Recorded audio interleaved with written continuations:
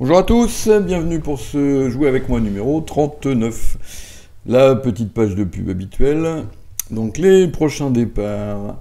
Au mois de septembre, vous avez le Croisic, donc soit un séjour court du 30 août au 2 septembre, ou du 30 août au 6 septembre, sur la côte sauvage.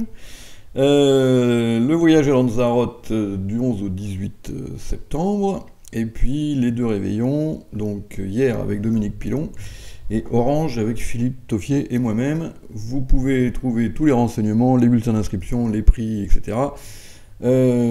Sur la rubrique voyage, sur Amour du Bridge, bien sûr. Alors, vous avez la main suivante. Alors, la première question, vous êtes donneur, rouge contre vert, est-ce que vous ouvrez ce genre de main ou pas? Alors, vous avez certainement remarqué que la tendance moderne était vers des ouvertures de plus en plus légères, en particulier dans beaucoup de pays étrangers. Alors, moi je suis pas du tout contre ce principe, hein, plus agressif, très bien. Bon, moi, au tout début, quand j'ai commencé à jouer, on ouvrait à 13, et puis rapidement on est passé à 12. Bon, pourquoi pas à 11, hein, c'est pas gênant dans le principe. Mais il y a quand même un problème, c'est que moi je veux bien qu'on descende la valeur minimum d'une ouverture, mais à ce moment-là, il faut adapter le système, et le système de réponse. Voilà. Et or, pour l'instant, on joue toujours que quand le répondant a 12, il impose la manche, même en plein misfit. Bon, alors 12 et 12, ça fait 25, je veux bien, mais 12 et 11, ça commence...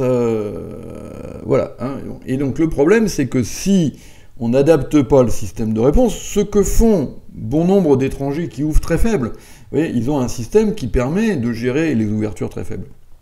Mais nous, on ne l'a pas. Oui, donc c'est un petit peu incohérent. Oui, bon. Et du coup, ben, qu'est-ce qui se passe quand on ouvre trop souvent avec 11? Ben, on se retrouve à jouer des manches à 23, absolument sans espoir, et on fait 2 ou 3 de chute, et à la fin, ça finit quand même par coûter un petit peu cher.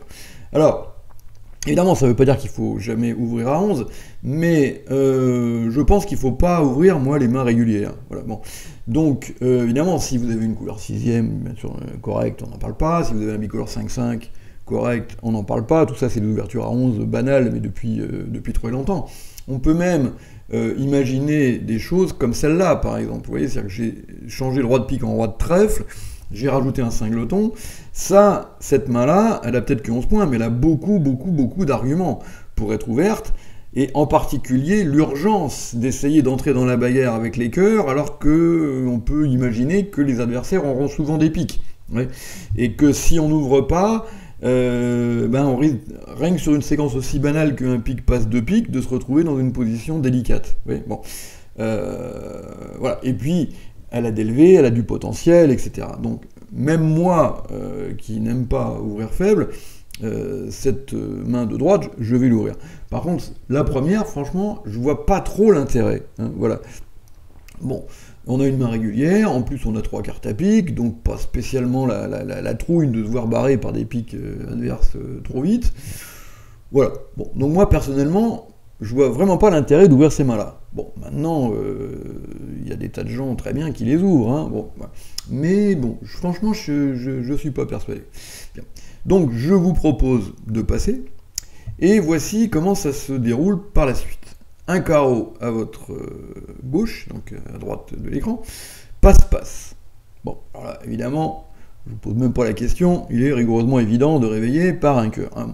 De toute façon, il y a une bonne règle, au bridge, quand vous avez, donc sur une séquence comme ça, un machin passe-passe, et que vous avez une couleur 5ème plus chère que l'ouverture, hein, bon, donc en général une majeure, vous ne passez jamais. Voilà, c'est un bon principe. Hein. Bon, voilà. Si vous devez nommer votre couleur au palier de 2, c'est autre chose, mais si vous pouvez la nommer au palier de 1, franchement, moi ça m'est jamais arrivé de laisser l'adversaire jouer un carreau avec 5 cartes à cœur. Hein. Bien.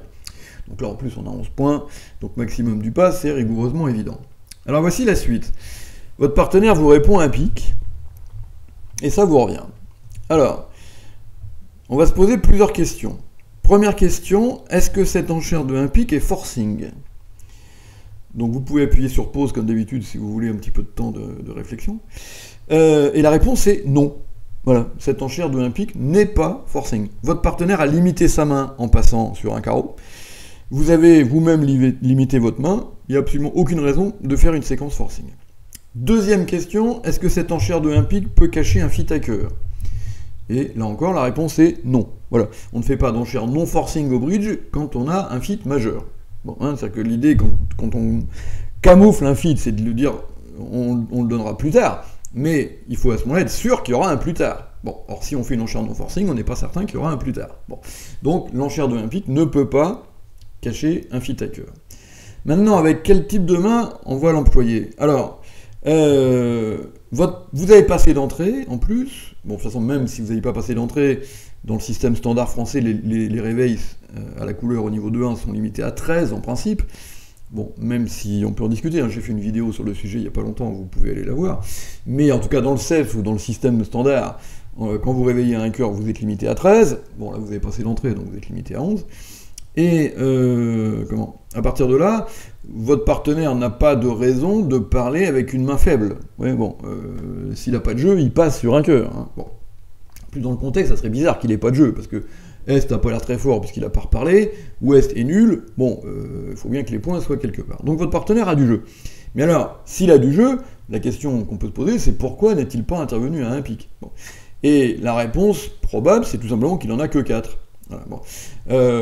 Ou à la rigueur 5 vraiment très très moches avec pile poil 10-11 points. Bon, on pourrait imaginer ça. Bon. Encore qu'à ce moment-là, il pourrait passer sur un cœur parce qu'il n'y aurait pas beaucoup d'espoir de manche, hein, voire pas du tout. Voilà. Bon. Donc disons que l'explication la plus probable, c'est que votre partenaire possède 4 cartes à pique. Et à ce moment-là, il peut avoir pas mal de jeux, parce que comme il n'a pas de cœur, il ne pouvait pas contrer un carreau, il ne pouvait pas forcément intervenir à un pique, dans les interventions dans 4 cartes ne sont pas encore très populaires, et puis ça demande en général d'avoir vraiment des très belles couleurs. Voilà, donc du coup, il y a encore une manche possible, hein, c'est-à-dire que votre partenaire peut facilement avoir 13, 14, 15 points d'honneur, avec 4 cartes à pique et 1 ou 2 cœurs qui l'ont donc interdit de parler plus tôt. Voilà, bon. Alors maintenant, vous pouvez donc pas passer sur un pic parce que vous avez trop de jeux, mais vous pouvez pas fitter les piques non plus parce que vous en avez que 3 et que votre partenaire n'en a donc très probablement que 4. Les sans atout avec 2 petits carreaux, c'est pas passionnant. Voilà, donc on va essayer de trouver quelque chose. Voilà. Et dans ces cas-là, eh ben, on a une espèce de joker, hein, bon, qui est le cubide de la couleur adverse. Alors, qui veut pas du tout dire que vous êtes fit et pique. Si vous étiez fit et pique, vous pourriez tout simplement dire 2 piques, 3 piques, ou 3 carreaux à la rigueur. Hein, ça serait vraiment très maximum de mon passe avec 5 cœurs, 4 piques. Bon. Voilà, mais ce cubide à 2 carreaux, c'est un cubide fourre-tout, en fait, hein, bon, qui veut juste dire que vous êtes fort dans le contexte, c'est-à-dire par rapport à ce que vous avez promis, et que vous êtes embêté, que vous ne savez pas trop quoi faire. Voilà, bon. Hein, ce qui est la signification première d'un cubide, du moment que ce n'est pas un cubide répertorié ayant une signification particulière.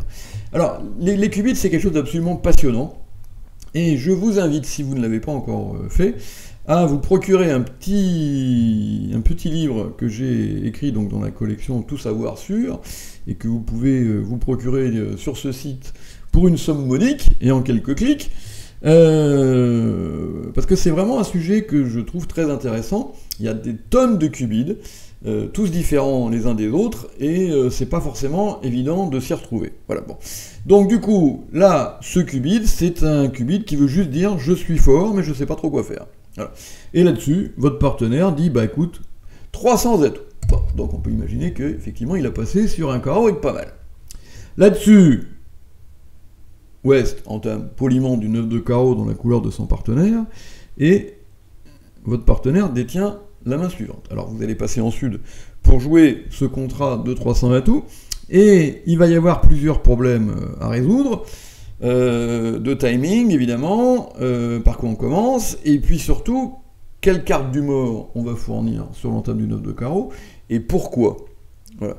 Alors, vous avez quelques secondes pour réfléchir à tout ça, et puis on regardera donc le jeu de la carte dans la deuxième partie de la vidéo, qui va être réservée aux abonnés. A tout de suite.